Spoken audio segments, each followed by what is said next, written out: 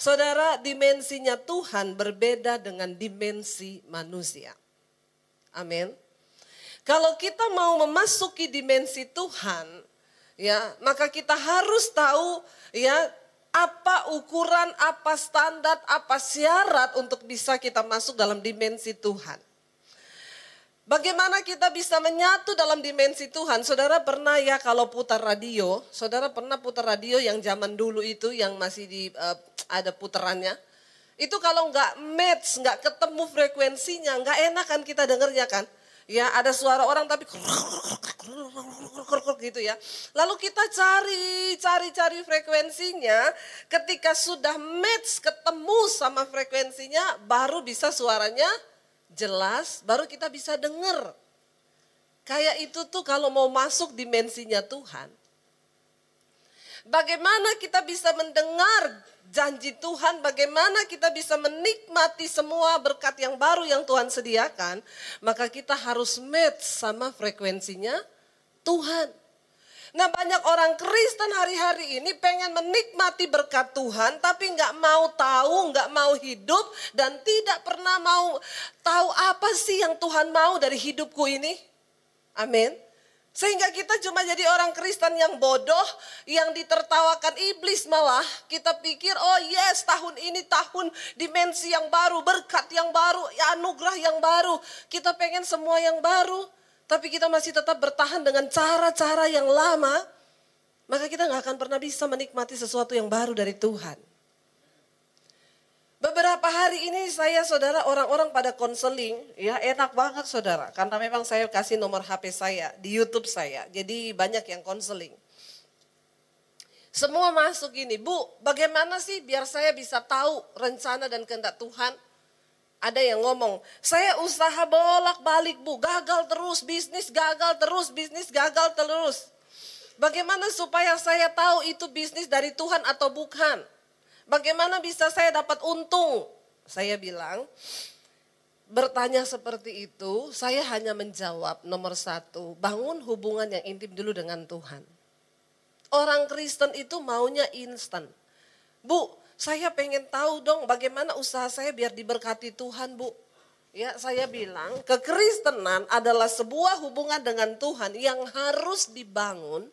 Bukan hanya ketika Anda pengen tahu rencana Tuhan atas bisnis Anda. Bukan hanya ketika Anda meminta supaya Tuhan memberkati toko Anda. Enggak. Ada begitu banyak orang Kristen yang hari-hari ini suka main judi sama Tuhan. Kita klaim janji Tuhan lalu hidup kita seenaknya. Lalu kita minta Tuhan memberkati. Nggak bisa, saya bilang hubungan dengan Tuhan, kepekaan terhadap jalan Tuhan bisa kita dapatkan waktu kita membangun hubungan yang intim. Amin.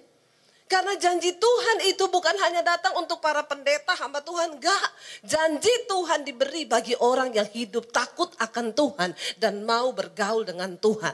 Katakan amin. Yang pertama yang harus kita sadari adalah begini saudara. Tuhan punya ukuran dan standar. Dan standar dan ukuran Tuhan itu berbeda dengan ukuran kita. Yang kedua yang harus kita sadari adalah ukuran dan standar Tuhan itu tidak pernah bisa ditawar. Kalau Tuhan berkata kita harus hidup kudus, maka kita harus berusaha hidup kudus. Katakan amin. Kuduslah kamu karena aku kudus, sebab tanpa kekudusan orang tidak akan melihat Tuhan. Loh tapi saya ke gereja loh setiap hari Minggu. Loh tapi saya melayani Tuhan loh. Saya worship leader loh. Saya pemusik loh. Saya pengkhotbah loh. Kalau engkau tidak mencapai standar Tuhan, maka maaf. Engkau gak pernah bisa lihat Tuhan. Apalagi mendengarkan suaranya. Apalagi merasakan tuntunannya. Saudara jujur ya, tahun-tahun ke depan akan menjadi tahun yang berat bagi orang yang hidup di luar Tuhan. Tapi bagi orang yang hidup di dalam Tuhan, engkau akan menikmati janji Tuhan. Ya, saudara kita mendengar berita-berita hari-hari ini. Iran memanas. Ya, pemimpin militernya dibunuh sama Donald Trump. Terjadi pergolakan politik yang hebat hari-hari ini.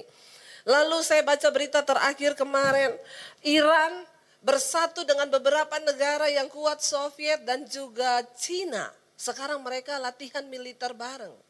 Kita tahu ini negara-negara yang punya nuklir.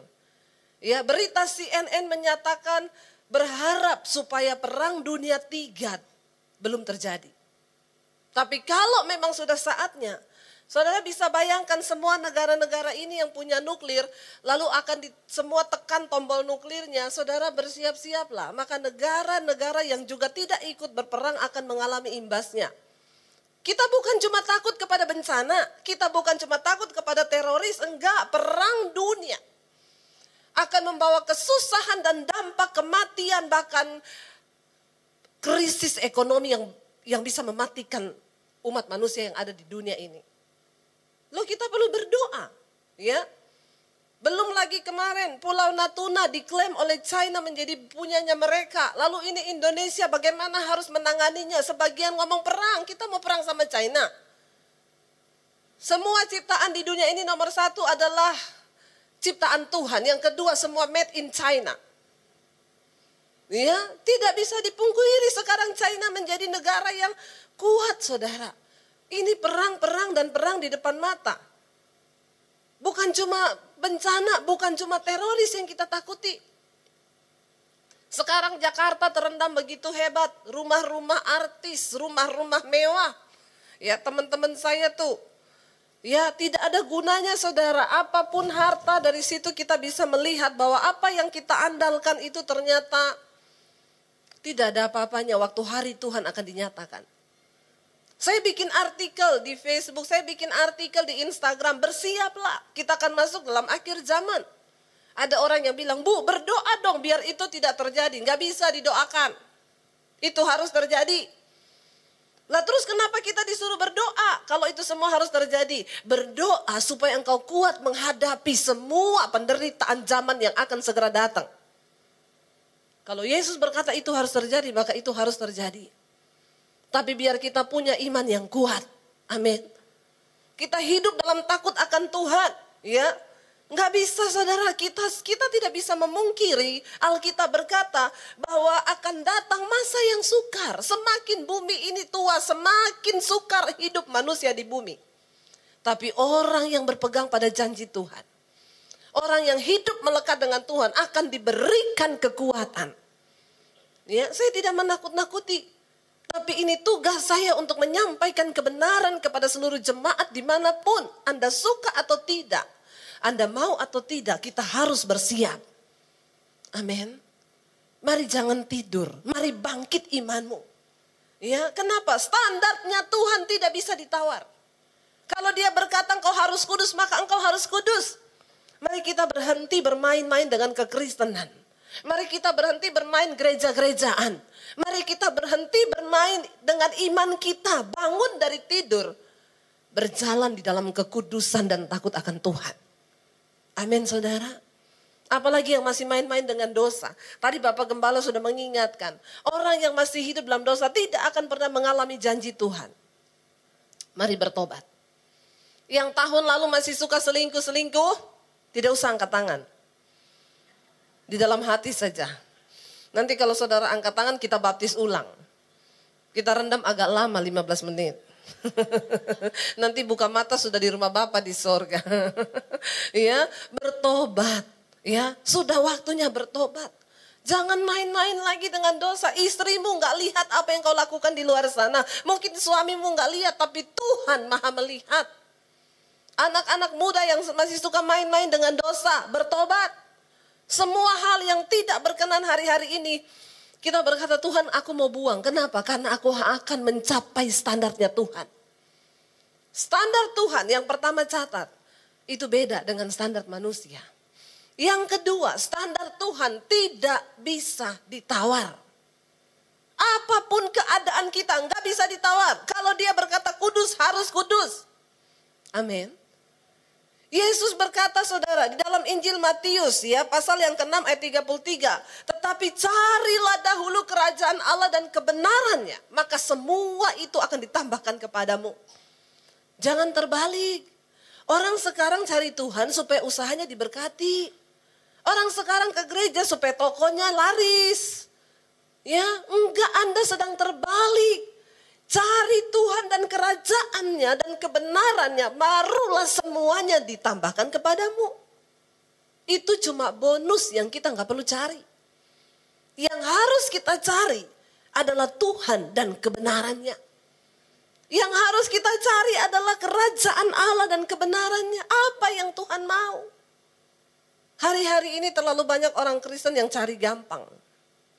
Suka merubah-rubah firman Tuhan untuk kepentingannya. Bu, ya saya mau tanya Bu, orang Kristen boleh bercerai enggak? Saya jawab enggak boleh. Masa enggak boleh Bu? Saya sudah menderita loh sama suami saya. 6 tahun ini dia pacaran, dia selingkuh sama perempuan lain. Masa saya harus bertahan? Bertahan Bu, doakan supaya suamimu itu bisa dimenangkan. Saya kasih ayatnya, firman Tuhan berkata, ya, hai istri, jika ada suamimu yang tidak taat kepada firman, masih hidup dalam dosa, maka engkau istri yang sudah mengenal Tuhan, berdoa buat suamimu dan tanpa perkataan menangkanlah suamimu itu hanya dengan perbuatan. Supaya dia melihat betapa suci dan salehnya istrinya itu. Lalu dia bisa mengenal Tuhan sebagai Tuhan dan Juru Selamat. Istrinya ngomong, hah? Nggak ada cara lain Bu? Nggak ada. Emang ibu mau cara apa? Saya mau pisah aja, saya mau bercerai. Kenapa ibu pengen bercerai? Alkitab bilang nggak boleh. Ya masa nggak boleh? Tuhan juga mengertilah keadaan saya. Nggak boleh Bu. Kok Ahok boleh? Ya, orang Kristen, ya saya bilang ibu mau ikut standarnya Tuhan atau mau ikut standar manusia. Kalau pengen berkenan sama Tuhan, mari, nggak bisa ditawar. Makanya yang muda-muda ini yang belum menikah, buka mata lebar-lebar sebelum menikah. Cari yang takut akan Tuhan. Lebih baik lama menikah daripada terburu-buru lalu bercerai di tengah jalan. Bagi saya pernikahan adalah menggenapi rencana Tuhan. Jangan dirubah-rubah. Standar Tuhan itu A tetap A. Apapun keadaan kita tidak boleh dirubah. Kemarin di penghujung tahun 2019 ada orang telepon saya. Bu, saya pengen mati. Ibu doakan biar saya mati. Kenapa pengen mati? Saya kena kanker stadium akhir Bu. Dan sudah menyebar sampai ke seluruh tulang-tulang saya. Dan setiap malam saya tidak bisa tidur, hanya merintih kesakitan di tempat tidur. Kenapa Tuhan mengizinkan saya seperti ini Bu? Saya pengen mati. Saudara, kalau engkau masih bisa duduk di sini dengan keadaan yang baik, bersyukurlah dan hargai hidupmu. Karena ada banyak orang di luar sana yang bahkan berdoa minta mati. Gak bisa mati. Saya cuma bilang, sabar ya Bu ya. Saya sabar apa lagi Bu Debbie? Saya sudah sabar berhari-hari bermalam-malam gak bisa tidur. Saudara, kita aja rasakan bisul. Orang yang pernah mengalami bisul satu sakitnya atau sakit gigi aja. Gak usah bicara kanker yang menggerogoti tulang, gak usah. Sakit gigi semalaman. Itu siksanya kayak apa saudara? Ya, dia bilang sama saya gini, Bu, saya baru mengerti Alkitab berkata, orang yang sudah menderita penderitaan badani, itu sudah berhenti berbuat dosa. Ibu tahu dalam kesakitan, jangankan mikirin dosa Bu. Ada orang yang sakit gigi, lagi sakit gigi gini, aduh enak bersinah ini. Ada saudara, orang kalau sakit gigi yang dipikir apa? Cari obat biar berhenti sakitnya, bener nggak? Jangankan mau berdosa, makan aja sudah nggak ada selera, bener nggak? Kalau orang menderita penderitaan badan itu begitu, itu baru sakit gigi. Ini yang cancer dan sudah menyebar sampai ke tulang. Aduh, saudara bisa bayangkan, saya cuma bisa meneteskan air mata bersama dengan dia. Saya bilang sabar ya. Kenapa Tuhan gak kasih saya mati aja? Sudah dikasih obat anti sakit sama dokter. Sampai morfin. Sudah tidak mempan. Sakit itu menggerogoti tubuhnya dan seluruh tulang-tulangnya. Saya bilang tetap bersyukur. Berat ibu, iya. Tapi standar Tuhan tidak bisa dirubah. Jangan turunkan standarnya Tuhan. Jangan mengutuki Tuhan apapun yang terjadi dalam hidupmu. Percaya kalau Tuhan yang sudah berfirman, maka engkau akan diberikan kemampuan. Ketika engkau sudah mengalami sakit yang seperti ini, saya bilang ingat ketika Yesus disiksa. Dia juga mengalami sakit yang teramat sangat. Ketika dagingnya dicambuk lalu ditarik, daging sebagian saudara tercabut dari tubuhnya. Itu sakit yang begitu hebat. Kamu menangis di hadapan Tuhan dan berkata, Tuhan engkau juga pernah mengalami apa yang aku alami. Supaya apa saya bilang? Supaya kamu jangan menghujat Tuhan. Bahkan sampai di akhir hidupmu tetap bilang Tuhan engkau baik. Engkau baik, engkau baik.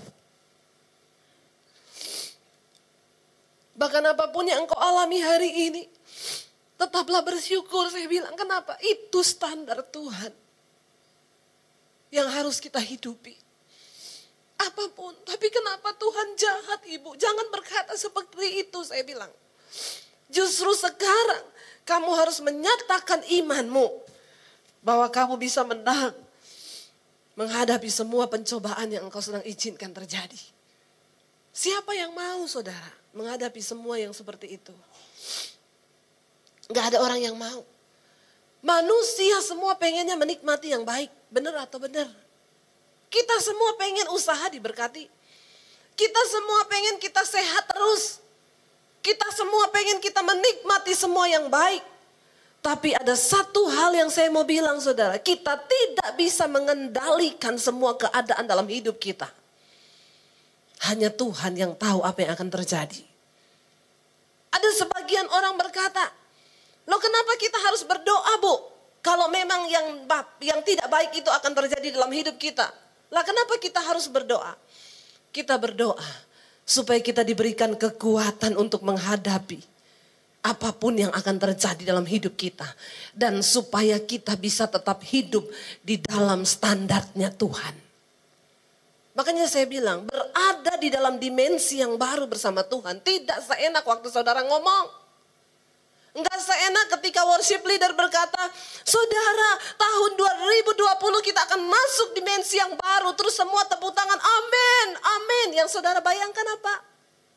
Berkat?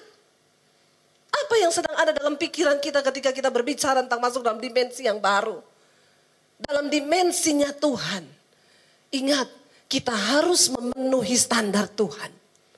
Kita harus memenuhi ukurannya Tuhan. Dan itu gak enak buat daging. Ada penyangkalan diri.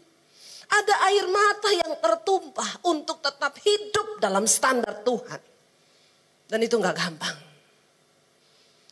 Perlu hidup yang melekat dan intim dengan Tuhan. Perlu duduk di bawah kaki Tuhan. Memohon anugerahnya dan berkata, jangan lepaskan tanganku Tuhan. Pegang hidupku Tuhan. Jangan lepaskan sedetik pun. Karena kita gak akan pernah mampu melewatinya seorang diri. Kita butuh anugerah Tuhan. Mengikut Tuhan berbicara tentang menyalibkan daging. Mengikut Tuhan berbicara tentang mematikan kehendak diri kita sendiri. Dan belajar masuk dalam dimensinya Tuhan. Saya mau bilang, kalau hari ini masih ada di antara saudara yang masih mau hidup dalam kepahitan. Yang masih bertahan tidak mau mengampuni. Saudara engkau harus bertobat. Lepaskan itu. Sebelum semuanya terlambat. Engkau harus masuk dalam dimensinya Tuhan. Ada banyak orang bertanya dan berdoa minta sama saya. Bu Debbie, kenapa? Doakan saya bu. Saya mau lepas dari kepahitan. Tidak bisa saya doakan. Jangan minta doa kepada saya. Apa yang harus saya lakukan? Bertindak sekarang. Karena melepaskan pengampunan itu bukan soal doa dari pendeta. Pendeta mau tumpang kaki Anda pun gak bisa kalau dari hatimu. Engkau tidak bisa memenangkan dirimu sendiri, gak bisa. Tidak ada pendeta yang sakti yang bisa membuat Anda lepas dari kepahitan, gak ada. Untuk bisa melakukan standar Tuhan, kenapa kita harus mengampuni? Karena itu standar Tuhan saudara. Amin. Lepaskan pengampunan, berkati orang yang menganiaya kamu, itu standar Tuhan. Anda gak bisa minta sama pendeta doakan saya bu supaya saya bisa mengampuni. Saya bilang percuma, saya tidak akan berdoa buat kamu. Apa yang harus saya lakukan bu? Sekarang kamu harus memacu dirimu. Matikan dagingmu. Lupakan semua yang pahit itu dan berkata Tuhan aku mau mencapai standarmu Tuhan. Hari ini aku putuskan, aku lepaskan pengampunan. Dia bilang, tapi saya nggak bisa Bu. Perkatakan dari mulutmu bahwa engkau bisa. Waktu engkau mulai memperkatakan, aku mau Tuhan melepaskan pengampunan. Aku mau hidupi standarmu Tuhan. Maka Tuhan pasti akan memampukan. Asal engkau mulai declare dari mulutmu. Jangan bilang nggak bisa. Yang bilang nggak bisa itu setan.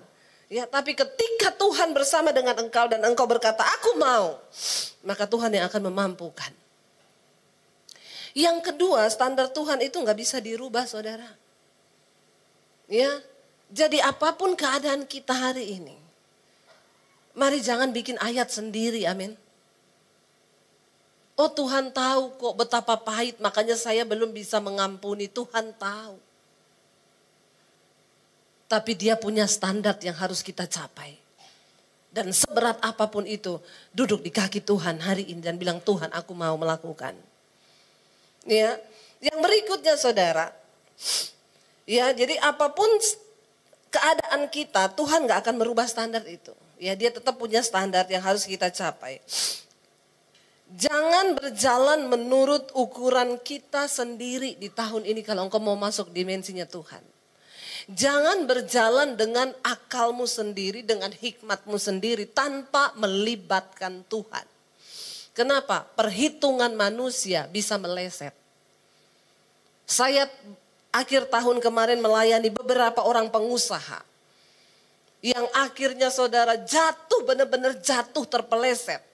Bukan 1-2 miliar, ratusan miliar karena perhitungan yang salah. Dan sekarang mereka harus menghadapi sesuatu yang begitu berat. Dan mereka baru menyadari, iya Bu. Saya tidak menyertakan Tuhan dalam mengambil keputusan. Istrinya bilang sama saya sudah menasehati Bu, tapi dia gak mau dengar. Dia bilang, kamu istri diam aja, pokoknya tunggu nurut apa yang saya putuskan. Begitu ambil keputusan, kalau 1-2 miliar masih oke, ratusan miliar. Hidup ini sawang sinawang ya saudara. Kalau kita gak berhati-hati dengan Tuhan, maka kita bisa terpeleset. Jangan mengandalkan pengertianmu sendiri. Mulai merendahkan diri di kaki Tuhan. Keputusan apapun yang akan engkau ambil, rendahkan diri di bawah kaki Tuhan. Para pengusaha-pengusaha, engkau tidak bisa berjalan dengan hikmatmu sendiri. Kenapa? Tahun-tahun ke depan adalah tahun-tahun yang licin. Banyak orang yang berjatuhan. Tapi saya bilang sama mereka yang mengalami itu, Pak, Bu, jangan takut. Ketika proses ini terjadi, ini artinya Tuhan sedang memurnikan kalian. Tetap melihat dengan cara pandangnya Tuhan. Ya, tetap lihat, saudara, hidup ini ketika kita berpikir dengan kekuatan kita, dengan akal kita pikir dengan perhitungan kita yang seperti ini, kita bisa menikmati keuntungan yang besar. Mari kita kembali pada firman Tuhan. Apa sih arti hidup ini? Alkitab berkata, kalau engkau hari ini masih bisa makan, untuk hari ini, doa Bapa kami berkata, bersyukurlah. Kenapa? Karena hidup itu lebih penting daripada makanan. Dan tubuh itu lebih penting daripada pakaian. Kita retret di puncak saudara di Bogor. Pinjam sewa satu villa. Villanya mewah, bagus ya. Saya tanya sama penjaga villanya, Pak, yang punya villa di mana? Di Jakarta. Sering datang ke villa ini, hampir gak pernah Bu, sejak dia beli villa ini. Oh, jadi yang tinggal di sini siapa? Saya dan keluarga saya. Anaknya penjaga villa tiap hari berenang di kolam renang. Si penjaga villa duduk di samping kolam minum kopi. Sambil bersantai di kursi santai. Istrinya di dapur goreng pisang. Nanti kalau pisangnya udah matang dia bawa ke samping kolam. Anaknya sambil berenang naik sesekali ambil pisang goreng. Bercanda satu keluarga lalu dia renang lagi. Penjaga villa itu membenahi semua kerusakan, tinggal SMS yang punya villa. Kemarin perbaiki plafon, perbaiki ini rusak, ini itu rusak, biayanya segini. Yang nanggung, yang punya villa. yang menikmati penjaga villa. Lalu dia masih dapat gaji tiap bulan dari yang punya villa. Saya mau tanya sama saudara, sesungguhnya yang menikmati arti hidup itu yang punya villa atau penjaga villa? Jadi saudara mau jadi penjaga villa? Yang punya villa mungkin di Jakarta lagi cekot-cekot mikirin bayar cicilan. Bener gak? Yang jaga villa gak pernah mikir bayar cicilan. Yang dia tahu anaknya tiap hari berenang. Dia minum kopi sambil melihat tanaman pisang yang sudah mulai berbuah di samping villa. Inilah hidup. Apa arti hidup buat saudara? Jangan habiskan terlalu banyak waktumu untuk mencari sesuatu yang sifatnya tidak kekal. Dan engkau melupakan hubungan-hubungan bersama dengan keluarga. Orang yang kena cancer yang saya layani itu dia bilang, ibu, dia belum menikah loh, umur 40 tahun. Saya dibesarkan dalam sebuah keluarga yang tanpa hubungan. Saya punya ayah, saya punya ibu, saya punya kakak, saudara kandung.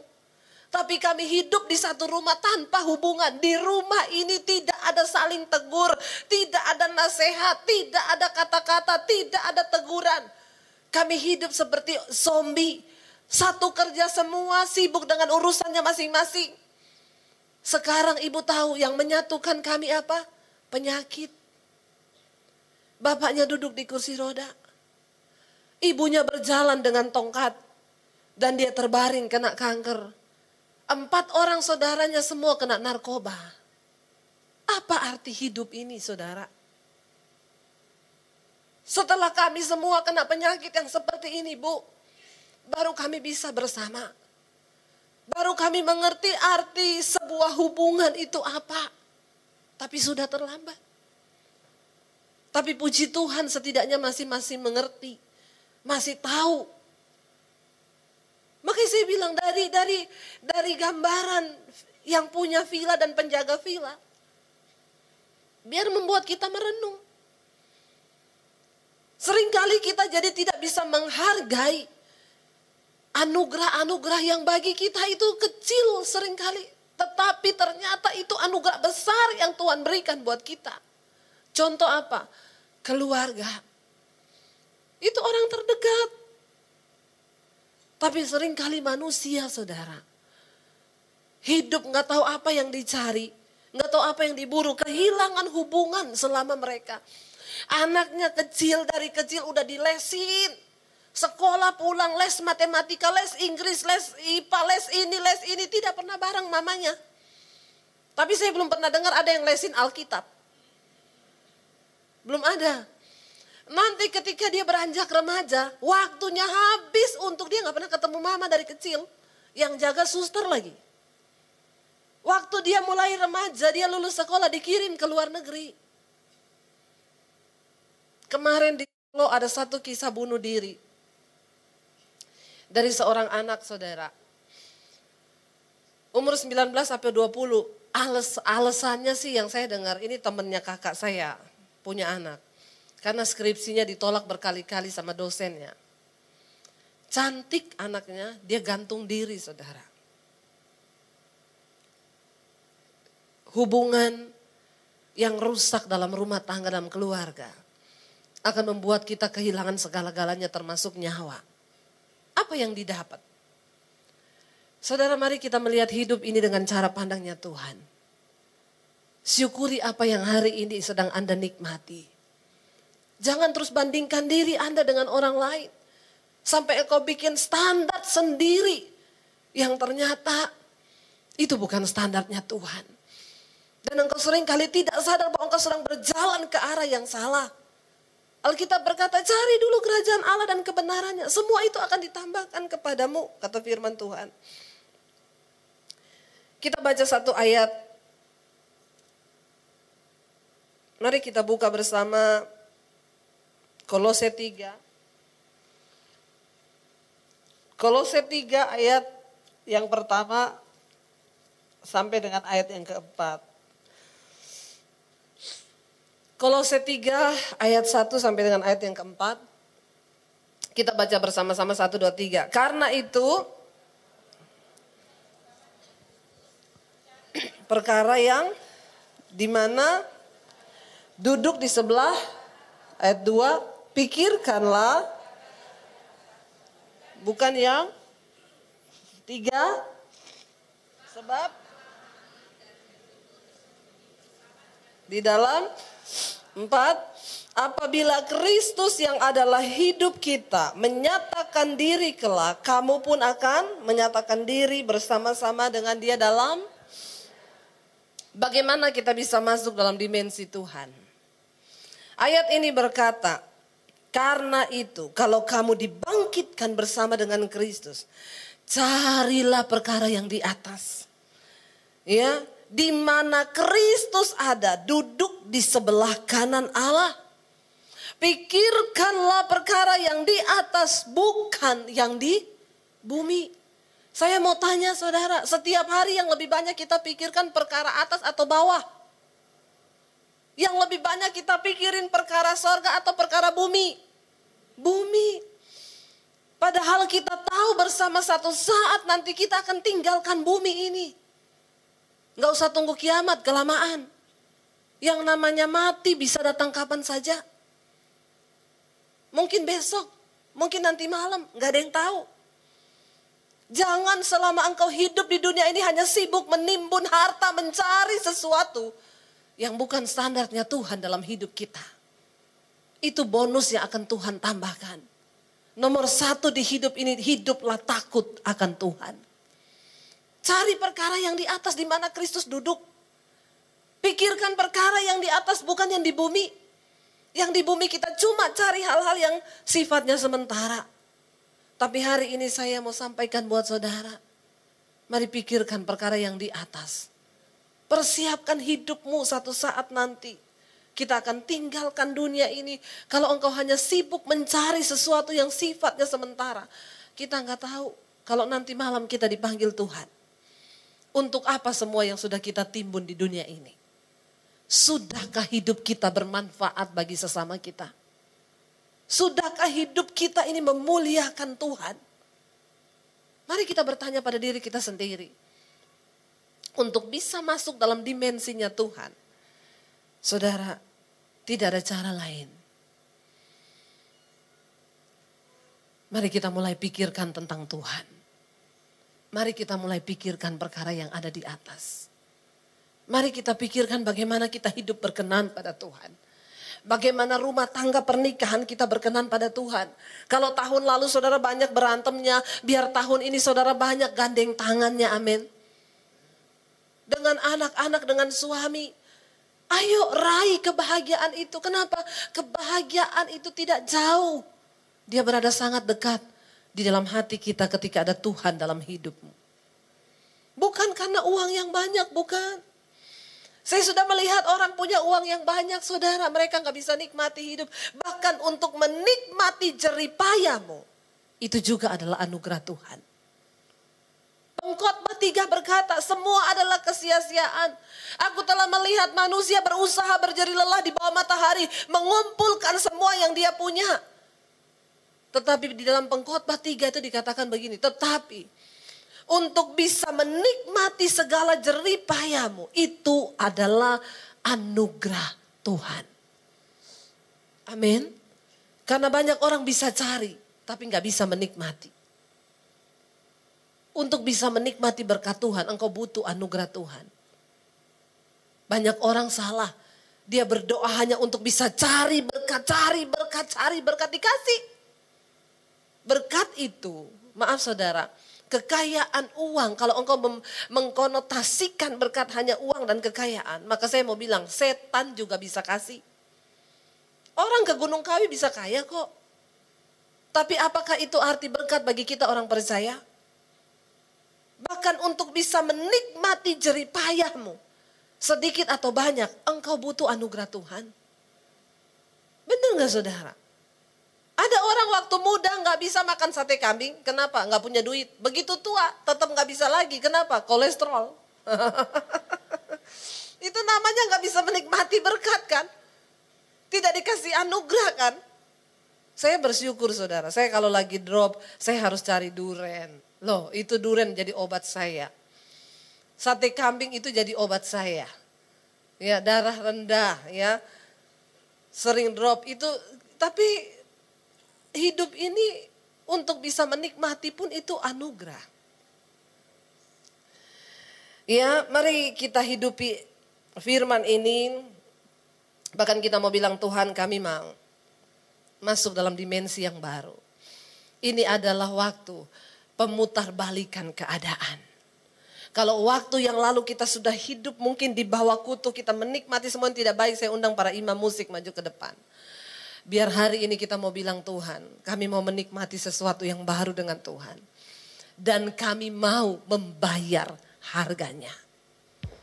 Kami mau menghidupi setiap firman yang Tuhan sudah katakan. Dan kami mau mencapai standar-Mu Tuhan. Karena untuk itu pun kami butuh anugerah dari Tuhan. Jangan sampai kita ini sudah ikut Tuhan tapi pikiran kita nggak dibuka. Ya, ternyata perlu pikiran itu dibuka karena kenapa? Ada satu statement yang berkata begini, Anda adalah apa yang Anda pikirkan. Amin. Saya, coba kita bilang sama-sama, saya adalah apa yang saya pikirkan. Saya tidak tahu apa yang ada dalam pikiran saudara hari ini. Yang pasti kita semua pasti lagi punya pemikiran. Ya, tetapi percayalah, ya, saya adalah apa yang saya pikirkan. Anda adalah apa yang Anda pikirkan. Saya kasih contoh, kemarin ada satu orang ibu konseling, Bu. Dia sebulan yang lalu udah konseling saudara, ya. Sebulan yang lalu dia konseling sama saya begini, Ibu, saya bermalam-malam nggak bisa tidur. Kenapa? Saya nggak tahu, Bu, pikiran saya sangat menghantui saya. Pikiran apa, Bu? Jadi gini, Bu, cucu saya itu kan mau berangkat ke luar negeri, ya.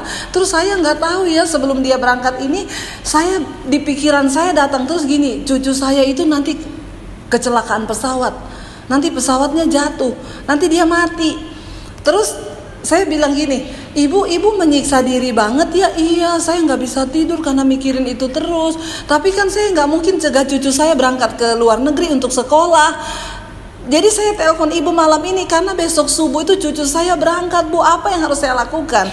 Saya bilang, Ibu, ya itu bisa intimidasi. Tapi bukankah ini satu firasat? Enggak, kayaknya ibu terlalu berpikiran negatif. Terus apa yang harus saya lakukan? Berdoa sekarang. Ibu tengking itu dalam nama Yesus, ya. Itu tidak akan terjadi. Itu bisa saja datang dari kekhawatiran ibu. Akhirnya kami berdoa saudara malam itu. Saya berdoa buat dia, lalu dia bilang, iya Bu, saya bisa tidur. Kemarin dia telepon saya lagi, Bu, doakan saya lagi ya. Terus saya bilang, ini ibu yang dulu ya, yang ketakutan cucunya mau jatuh dari pesawat ya. Iya, saya mau tanya, cucu ibu jatuh nggak? Enggak. Sekarang mana? Udah di Amerika, udah sekolah.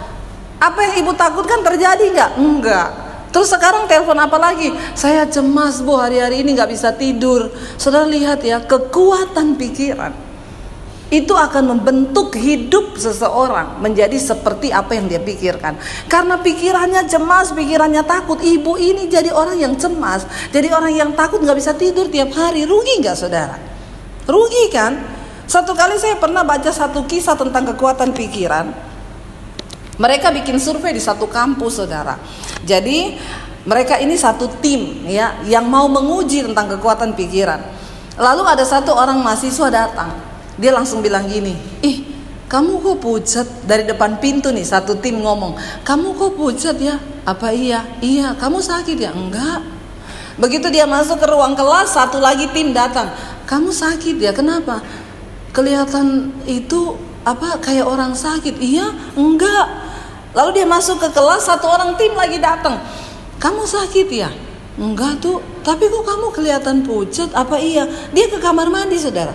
Dia mulai lihat mukanya di depan cermin. Kok semua orang bilang saya sakit? Saya mau tanya, tadinya dia sakit apa enggak? Enggak.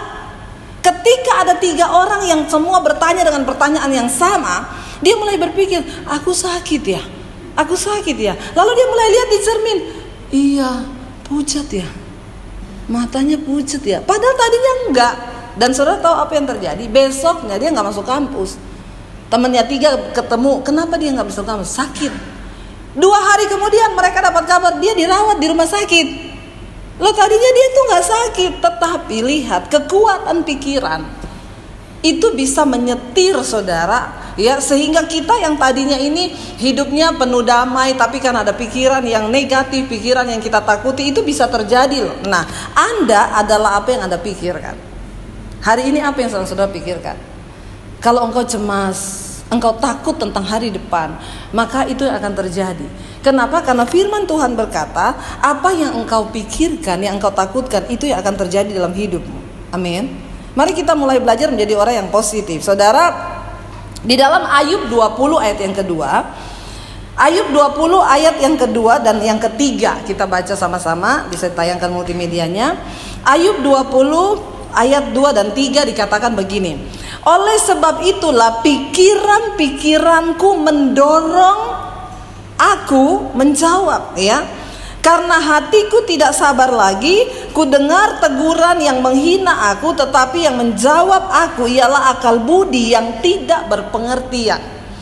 Ayat ini berkata begini, oleh sebab itu pikiran-pikiranku mendorong aku. Garis bawahi kata pikiran mendorong aku. Saudara, dari kata ini kita bisa melihat bahwa pikiran itu memiliki sebuah kekuatan untuk mendorong orang berbicara, untuk mendorong orang bersikap, ya. Kalau pikiranmu itu engkau terus berpikir bagaimana cara saya menjatuhkan orang ini, ya, maka pikiran yang licik itu yang akan mendorong engkau untuk melakukan sebuah tindakan. Kita perlu jaga pikiran kita loh saudara. Kenapa? Karena kita mau hidup dalam perkenanan Tuhan. Amin. Dan Tuhan itu mengetahui pikiran kita. Kalau engkau punya pikiran kecemasan, maka kecemasan itu akan mendorong engkau menjadi pribadi yang terus hidup di dalam ketakutan, ya. Sehingga ada banyak orang yang sebenarnya nggak sakit tapi bisa masuk rumah sakit. Kenapa? Karena hidup dikuasai oleh ketakutan demi ketakutan demi ketakutan. Saudara lihat ya, ketika seseorang begitu divonis dokter kena kanker, itu biasanya dia langsung drop. Lain cerita kalau dia nggak tahu sakitnya apa, walaupun udah sakit. Kenapa saudara? Karena waktu divonis dokter kena kanker, pikirannya langsung berkata dia segera mati. Dan ketika kita terus berpikir yang negatif, maka ayat ini berkata, Ayub 20 tadi ayat yang kedua berkata apa?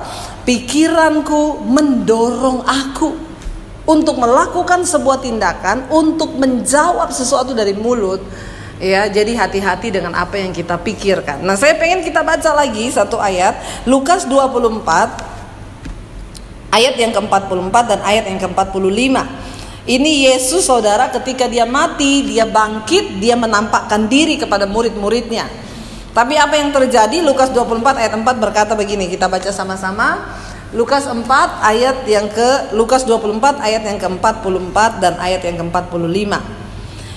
Firman Tuhan berkata, ia berkata kepada mereka, inilah perkataanku yang telah kukatakan kepadamu ketika aku masih bersama-sama dengan kamu, yakni bahwa harus digenapi semua yang ada tertulis tentang aku dalam kitab Taurat Musa dan kitab Nabi-Nabi dan kitab Mazmur. Lalu ia membuka pikiran mereka sehingga mereka mengerti kitab suci. Saudara yang kekasih, ayat ini bercerita tentang ketika Yesus bangkit, dia menampakkan diri kepada murid-muridnya. Dan apa yang terjadi? Murid-muridnya berteriak, hantu. Yesus yang bersama-sama dengan mereka ketika ada di dunia, mendengarkan semua khotbah-khotbah Yesus, mereka mendengarkan ajaran-ajaran Yesus selama Yesus ada di dunia. Tiba-tiba waktu Yesus mati, lalu dia bangkit, mereka berteriak melihat hantu. Orang Kristen kalau otaknya, pikirannya tidak dibuka, dia bisa bilang Tuhan hantu. Makanya yang benar jadi salah, yang salah jadi benar. Ya, itu yang terjadi. Saudara, mereka nggak percaya. Kenapa mereka melihat Yesus itu hantu? Karena mereka nggak percaya Yesus itu bangkit. Yesus bilang, selama aku bersama-sama dengan kamu, bukankah aku sudah berkata bahwa apa yang tertulis itu harus digenapi? Anak manusia akan mati, tetapi pada hari yang ketiga dia akan bangkit. Tapi rupanya murid-murid ini pikirannya nggak sampai ke sana. Jadi ketika Yesus menampakkan diri, mereka pikir Yesus hantu. Lalu Alkitab dengan jelas berkata di sini, Yesus berkata apa? Lalu ia membuka pikiran mereka. Ayat yang ke-45 di sana berkata, lalu ia membuka pikiran mereka sehingga mereka mengerti kitab suci. Kita ini terlalu sering menjadi orang Kristen, kayaknya duduk dengar khotbah, tapi saya nggak tahu pikirannya udah dibuka apa belum. Halo. Berbahaya sekali kalau kita jadi orang Kristen tapi pikiran kita nggak dibuka sama Tuhan. Makanya ada orang Kristen yang hidupnya nggak pernah berubah. Dan ketika hidup kita nggak berubah, maka nasib kita nggak bisa berubah. Kenapa? Perubahan nasib itu mengikuti perubahan karakter. Amin. Bagaimana karakter bisa berubah? Itu pikiran harus dibuka. Murid-murid Yesus ikut Yesus, saudara. 3 tahun pelayanan Yesus di bumi, mereka ikut kemana Yesus pergi. Mereka dengar tentang firman, tapi ternyata pikirannya belum dibuka. Makanya mereka nggak ngerti tentang firman Tuhan. Nah, saya berdoa supaya kita hari ini pikiran kita dibuka. Coba semua dengan tindakan iman, semua pegang kepalanya gini, kayak kunci. Dalam nama Yesus, aku buka pikiran. Amin. Ya, kita buka pikiran kita. Ini serius, saudara. Dan saudara harus dengan tindakan iman loh, setiap hari. Ya, bagaimana caranya kita membuka pikiran kita setiap hari? Pikirkan firman Tuhan. Amin. Tumpang tangan atas kepalamu sendiri. Ketika engkau banyak pergumulan, engkau pikiran, ketakutan, kecemasan, bilang dalam nama Yesus, Tuhan, aku mau pikir semua yang positif. Karena banyak orang bisa gila loh, saudara. Apalagi yang laki-laki. Saya selalu lagi mengingatkan gini, laki-laki dan perempuan itu yang paling banyak kena stroke laki-laki. Ya, bapak-bapak hati-hati ya. Kenapa? Kenapa yang paling banyak kena stroke itu laki-laki? Kenapa? Karena ukuran otak laki-laki itu lebih kecil daripada ukuran otak perempuan. Tapi laki-laki itu udah ukuran otaknya kecil, semua dipikir. Karena laki-laki itu hidup dipimpin oleh logika. Anaknya masih 10 tahun kuliah, dia udah mikir dari sekarang. Kontrakannya masih 1 tahun lagi, dia udah mikir sekarang. Beda sama perempuan, otaknya ukurannya lebih besar tapi isinya kosong. Itu betul, siapa itu yang ngomong betul? Ya. Karena perempuan itu cenderung pakai perasaan. Ya. Lebih enak para perempuan, saudara, ada masalah nangis dia. Begitu nangis udah plong hatinya, pikirannya juga udah plong. Perempuan itu ada masalah, dia WA temennya ya, dia curhat, "Say, mau curhat dong." Dibalas sama temennya, "Iya say, apaan?" Dia curhat panjang dari A sampai Z, dia ketik, temennya nggak baca loh, nggak baca. Cuma dibalas gini, "Iya say, berdoa saja Tuhan memberi kekuatan." Udah plong dia, padahal temennya nggak baca. Kenapa? Karena perempuan itu pakai perasaan. Ya, laki-laki nggak pakai perasaan. Kalau ada laki-laki yang pakai perasaan itu mesti setengah laki-laki, Bo. Cucu. Ya. Jadi bapak-bapak hati-hati ya. Ingat, ukuran otak laki-laki itu kecil. Tetapi laki-laki itu semua dipikir. Jangan engkau isi semua pikiranmu dengan perkara kekhawatiran, ketakutan, tapi bukalah pikiranmu untuk engkau isi dengan firman Tuhan. Amin. Supaya kenapa? Karena apa yang kau pikirkan itu akan mendorong engkau loh. Tadi kita udah baca Ayub 20. Karena pikiranku mendorong aku. Kenapa orang bisa membunuh? Karena ditimbul dari pikiran dulu. Kenapa orang bisa melakukan semua tindakan kejahatan? Karena pikiran. Kalau pikiranmu licik, maka engkau akan jadi manusia yang licik. Kalau pikiranmu penuh dengan ketakutan, maka engkau akan jadi penakut. Kalau pikiranmu penuh dengan kecemasan, maka engkau akan menjadi manusia yang cemas. Apa-apa cemas, kayak ibu itu yang mau berangkat, cucunya naik pesawat ke luar negeri, dia yang udah ketakutan, nanti pesawatnya jatuh, nanti gini, aduh orang kayak begini, saudara bisa bayangkan. Ya, itu nggak mau naik pesawat, nggak bisa ngapa-ngapain. Mau ke dapur aja, aduh nanti kalau saya kepleset mati saya di dapur. Ya, ini orang kayak begini penuh dengan kecemasan, jadi apa, saudara? Ya, makanya banyak orang itu yang hidupnya tidak berbahagia. Kenapa? Karena dia mengizinkan semua pikiran negatif masuk. Anda adalah apa yang Anda pikirkan. Kalau engkau penuh dengan pikiran optimis, engkau berpikir engkau akan bisa melewati masa depan dengan masa depan yang penuh harapan karena bersama dengan Tuhan, maka itu yang akan terjadi. Karena apa yang engkau pikirkan itu yang akan mengendalikan hidupmu. Amin. Lalu kita baca saudara, bagaimana caranya supaya kita ini bisa menjadi orang yang positif, yang terus hidup di dalam pimpinan Tuhan, dalam perkenanan Tuhan. Mari kita buka bersama 2 Korintus, Efesus dulu, Efesus 4 ayat yang ke-17. Efesus 4 ayat 17 sampai dengan ayat yang kita baca saudara ya. Di sini kita akan lihat ya, 17, 18 sampai ayat yang ke-20. Efesus pasal 4 ayat 17, 18 sampai 20. Ya, ada di sini. Sebab itu kukatakan dan kutegaskan ini kepadamu di dalam Tuhan. Baca sama-sama yuk. Jangan hidup lagi sama seperti orang-orang yang tidak mengenal Allah dengan apa? Pikirannya yang orang yang tidak mengenal Allah pikirannya sia-sia. Ya, ayat 18 1 2 3. Dan pengertiannya yang gelap, jauh dari hidup persekutuan dengan Allah karena kebodohan yang ada di dalam mereka dan karena kedegilan hati mereka. Ayat 19. Perasaan mereka telah tumpul sehingga mereka menyerahkan diri kepada hawa nafsu dan mengerjakan dengan serakah segala macam kecemaran. 20. Tetapi kamu bukan demikian, kamu telah belajar mengenal Kristus. 21. Karena kamu telah mendengar tentang Dia dan menerima pengajaran dalam Dia menurut kebenaran yang nyata dalam Yesus, yaitu bahwa kamu berhubung dengan apa? Kehidupan kamu yang dahulu harus menanggalkan manusia lama yang menemui kebinasaannya oleh nafsunya yang menyesatkan. Saudara tadi lihat pikirannya jadi tumpul, jadi gelap, hatinya jadi degil. Kenapa? Karena pikirannya sia-sia. Orang yang tidak mengenal Allah pikirannya sia-sia. Tapi orang yang mengenal Tuhan, kita punya pemikiran yang berbeda dengan orang dunia. Karena itu seharusnya orang yang sudah dalam Tuhan, ya kita ini berbeda. Kenapa? Karena kita kan pikirannya udah gak sia-sia, amin.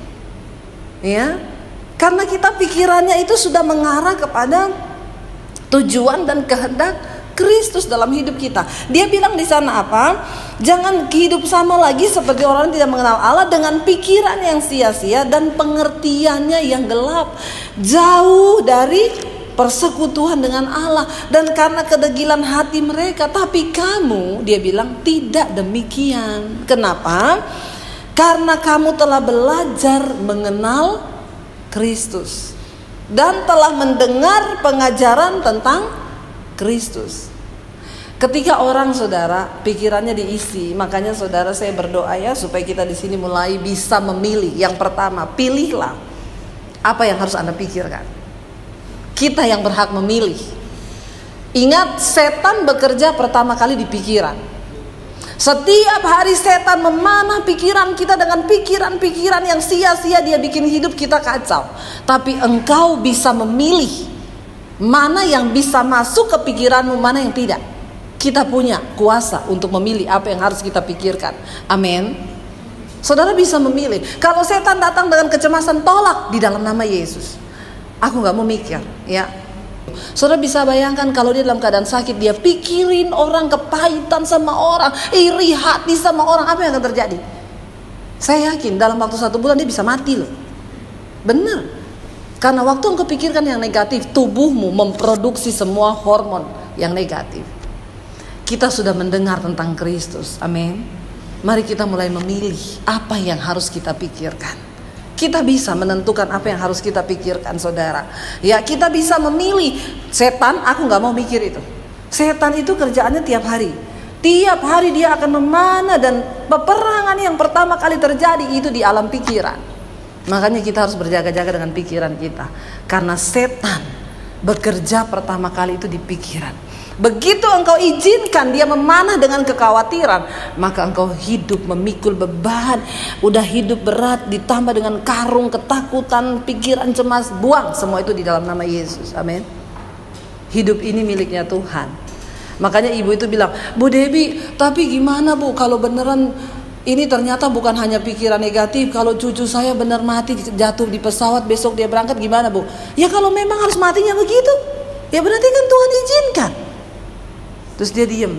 Iya juga ya Bu. Iya emang ibu bisa nahan kalau cucunya ibu udah mau mati.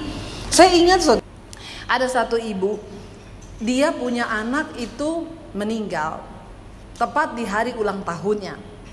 Jadi saudara bisa bayangkan, anak 17 tahun, ibu ini pendoa di satu gereja.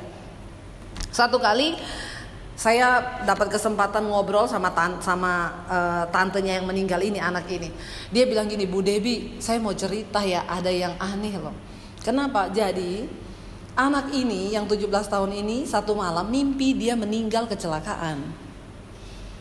Dia bangun pagi cerita sama mamanya, Mami, aku tadi malam mimpi apa? Aku meninggal kecelakaan. Terus maminya bilang, aduh, kenapa? Mami juga mimpi sama. Kamu meninggal kecelakaan. Aduh, kenapa ya? Ya udah kalau gitu mulai sekarang, maminya bilang, mulai sekarang kamu ndak boleh pergi naik motor. Kamu sekolah diantar sama sopir naik mobil, ya supaya nggak kecelakaan. Jadi dia kemana-mana saudara, berbulan-bulan diantar sopir, dijaga sama mamanya diantar sopir, sampai tiba ulang tahunnya yang ke-17 tahun. Dia bilang gini, Ma, kan besok aku ulang tahun, masih ada satu undangan nih Ma yang belum aku antar. Lalu mamanya bilang, enggak, kamu enggak boleh antar sendiri, enggak boleh ya, tunggu sopir aja. Tapi kan ini udah malam, acaranya besok. Ya udah besok aja, ya. Udah besok siang, kan acaranya malam saudara. Ma, tuh kan undangannya belum diantar. Tunggu sebentar, sopir lagi mama suruh. Terus dia bilang gini, Ma please, rumahnya deket, saya antar naik motor sebentar ya. Mamanya bilang gini, tapi kan kita udah sepakat sejak mimpi itu kamu gak boleh naik motor. Dia bilang gini, Ma, kalau memang aku harus mati dengan cara demikian, tidak ada satu orang pun yang bisa menahan, karena itu rencana Tuhan. Tapi kalau bukan, ya saya tidak akan mati. Karena mamanya juga seorang pendoa syafaat, dia beriman, dia bilang ya udah enggak apa-apa. Bener saudara, anaknya keluar rumah bawa motor, ngantar undangan, ditabrak sama truk dan dia mati di tempat. Hari kematiannya itu pas di hari ulang tahunnya. Dari situ saya juga mengambil satu hikmah, ya benar saudara, hidup ini kan di dalam kendali Tuhan kan. Jadi sebenarnya kan kita gak usah berpikir yang negatif. Ya kalaupun semua harus terjadi, berarti kan itu rencana Tuhan. Ngapain kita takutkan? Kalau itu tidak akan terjadi, bukan dari Tuhan, berarti kan itu gak akan terjadi. Nah ketika kita ikut Tuhan, kita punya pikiran sampai di sini, nasibku, hidupku, semua itu Tuhan yang atur dan pegang kendali. Kalau orang juga gak mau naik pesawat, kenapa? Takut jatuh. Apa yang akan terjadi coba saudara? Gak ada yang jadi pilot, gak ada yang jadi pramugari, gak ada yang jadi penumpang kan? Ya saya nih hampir tiap bulan kemana-mana naik pesawat, berpikir jatuh nggak? Ya sempat terpikir, tapi gini, Tuhan kalau jatuh berarti sudah waktunya. Nah kenapa kita harus pikirin yang negatif? Sementara ada orang yang naik pesawat udah nggak bisa jalan di pesawat, keringetin karena takut jatuh, ternyata nggak jatuh, rugi nggak? Rugi, udah ketakutan, mungkin berhari-hari udah ketakutan jatuh, ternyata nggak jatuh. Saudara, Anda adalah apa yang Anda pikirkan. Jadi hari ini mari kita belajar, kalau engkau mau lihat hidup yang berbahagia, pikirkanlah semua yang baik. Amin. Ya, yang terakhir satu ayat firman Tuhan, mari kita baca di Korintus. Kita harus mulai belajar ya hari ini, memutuskan apa yang harus kita. Filipi aja, Filipi 4 ayat yang ke-8 dan ayat yang ke-9. Ini caranya supaya kita menjadi manusia yang positif dan memikirkan semua yang positif. Filipi 4 ayat 8 dan 9, mari baca sama-sama 1, 2, 3. Jadi akhirnya saudara-saudara, semua yang benar, semua yang mulia, semua yang adil, semua yang suci, semua yang manis, semua yang sedap didengar, semua yang disebut kebajikan dan patut dipuji, pikirkanlah semuanya itu. Dan apa yang telah kamu pelajari, dan apa yang telah kamu terima, dan apa yang telah kamu dengar, dan apa yang telah kamu lihat padaku, lakukanlah itu. Maka Allah sumber damai sejahtera akan menyertai kamu. Janji Tuhan, jika engkau memikirkan semua yang baik, semua yang suci, semua yang benar, semua yang mulia, maka Allah sumber damai sejahtera akan menyertai hidup kita. Bukankah itu yang semua yang kita rindukan, saudara? Mari hari ini kita koreksi pikiran kita. Kalau ada pikiran jahat, kalau ada pikiran iri hati, kalau ada pikiran yang pahit sama orang, kalau ada pikiran ingin menjatuhkan orang, mari kita buang itu jauh-jauh. Kenapa? Ingat, di dalam hidup ini ada yang namanya prinsip tabur tuai. Engkau menabur yang buruk, engkau pasti menuai yang buruk. Engkau merancangkan yang jahat buat orang, engkau sendiri yang akan terjebak di dalam rancangan kejahatanmu itu. Mari kita jadi orang yang hidup apa adanya di hadapan Tuhan. Kita jadi orang yang hidup dalam perkenanan Tuhan. Tidak ada rasa iri hati, kebencian, apalagi kepahitan sama orang. Supaya engkau berbahagia. Kenapa? Karena waktu kita pikir semua yang adil, yang benar, yang mulia, Tuhan menyertai hidup kita.